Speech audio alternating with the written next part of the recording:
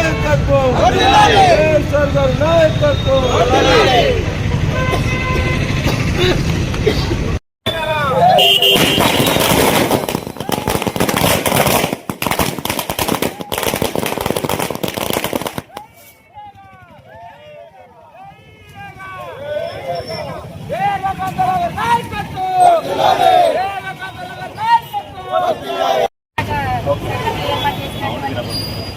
కార్యక్రమానికి TRS party తరఫు నుంచి వచ్చిన ప్రతి ఒక్క కార్యకర్తకి, నాయకులకి, మండలానికి ప్రతి ఒక్కరికి పేరు పేరున నమస్కారాలండి. మా పిటపాటి ఎమ్మెల్యే, మాజీ ఎమ్మెల్యే రేగా కాంతారావు గారి మీద తప్పుడు కేసులు పెట్టి ఈ రోజు అది కోర్టు తప్పుడు కేసు అని కొట్టేయడం జరిగింది.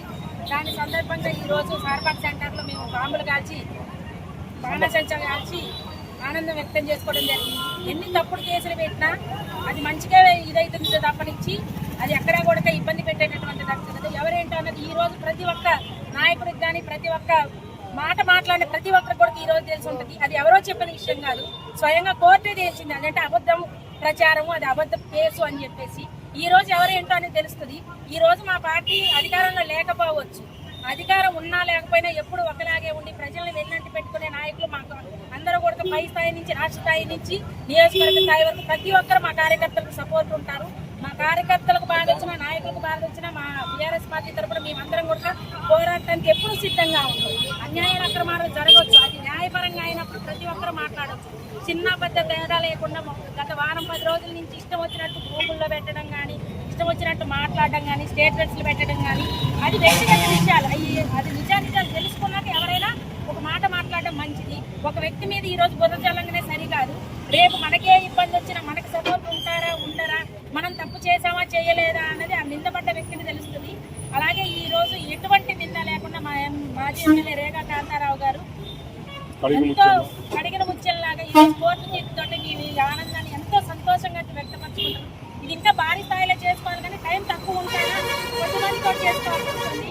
ఇంకా ముందు ముందు ఇలాంటి సంబరాలు ఎన్నో చేసుకుంటాం. ఈ ప్రజల కూడా ఈ 2 సంవత్సరాల ప్రభుత్వం ఎప్పుడైపోతుందా, నెక్స్ట్ బీఆర్ఎస్ని, కేసీఆర్ గారిని ఎప్పుడు తీసుకొచ్చుకుందామా, అప్పుడు ప్రభుత్వాన్ని, అప్పుడు ఉన్న నాయకుల్ని ఎప్పుడు చూసుకుంటామా అని చెప్పి వాళ్ళ నోటితో వాళ్ళే అనుకునేటటువంటి పరిస్థితులు ఉన్నాయి. కాకపోతే ఇప్పుడు ఏంటంటే ఎవరు ఏమి చేయలేటటువంటి పరిస్థితి.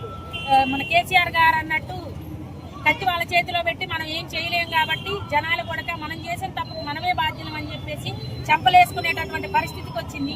ఇంకెన్ని సంవత్సరాలు, ఇంకొక 2 సంవత్సరాలు ఉంటే మా ప్రభుత్వం జై తెలంగాణ,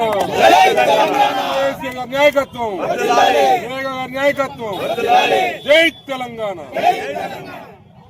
దీనికి ప్రతి ఒక్కరు కూడా ఈ రోజు చూస్తున్నారు, ఎవరి నోటితో చెప్పేది కాదు. దీనికి ప్రతి ఒక్కరికి కూడా కృతజ్ఞతలు తెలుపుకుంటున్నాను. Thank you.